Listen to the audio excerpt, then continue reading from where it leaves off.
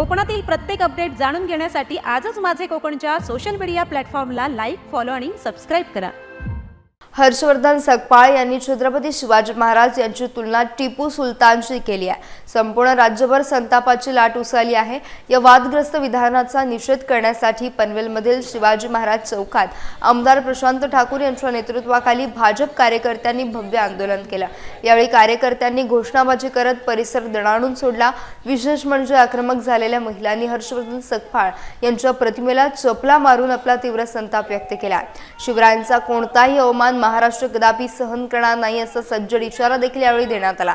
यावेळी आमदार ठाकूर यांनी काँग्रेसवर कडाडून टीका केली आहे। आगामी शिवजयंतीला काँग्रेस नेते जिथे उपस्थित असतील तिथून आम्ही लांब राहू असा टोला त्यांनी लगावलाय।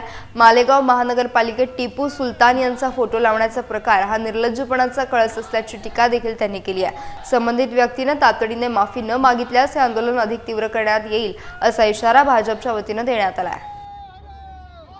भारतीय जनता पार्टी, शिवसेना, महायुतीच्या कार्यकर्त्यांनी आज या ठिकाणी छत्रपती शिवाजी महाराज चौकात येऊन या काँग्रेस पक्षाच्या या दुतोंडीपणा आणि काँग्रेस पक्षाचा निर्लज्जपणा याचा धिक्कार इथं आज केलेला आहे। खरं तर महाशिवरात्रीचा दिवस आहे। प्रत्येकाला आपापल्या आराध्य दैवताची शिवशंभूंची इथं या ठिकाणी आराधना करायची आहे, पण झालेला प्रकारच इतका धिक्कारार्थ आहे की त्यामुळे प्रत्येक आज हिंदू समाजातला कार्यकर्ता पेटून उठलाय आणि तो धिक्कारासाठी आज या ठिकाणी जमलेला। आज देखील हर्षवर्धनांनी ट्विट केलेलं आहे की जुन्या संविधान पुस्तकावरती टिपू सुलतान आणि महाराजांचा फोटो आहे, तर भाजपाने आम्हाला इतिहास शिकवू नये। नाही, ठीक आहे, जुन्या संविधानाच्या पुस्तकावरती फोटो आहे काय आहे यापेक्षा जास्त आम्हाला ज्या क्षणाला कळतं हर्षवर्धन सकपाळ हा गद्दार आहे, त्या क्षणाला आम्ही हर्षवर्धन सकपाळला गद्दार म्हटलंच पाहिजे। टिपू सुलतानाच्या विषयी इतिहासाचे कितीतरी दाखले आहेत की त्यांनी जबरदस्तीनं हिंदूंची धर्मांतर केले। टिपू सुलतानाविषयी दाखले आहेत की त्यांनी जिंकलेल्या राज्यामधल्या हिंदू राजे सरदार यांच्या घरातल्या महिलांना हे आपल्या जनानखान्यामध्ये समाविष्ट करून घेतलं।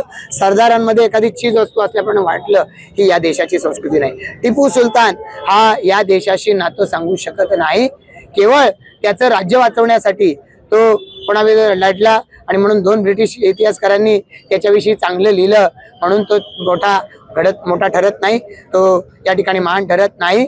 त्याची लायकी ही या आमच्या आराध्य दैवताशी तुलना करायची बिलकुलच नाही आणि म्हणून आम्ही धिक्कार करणार।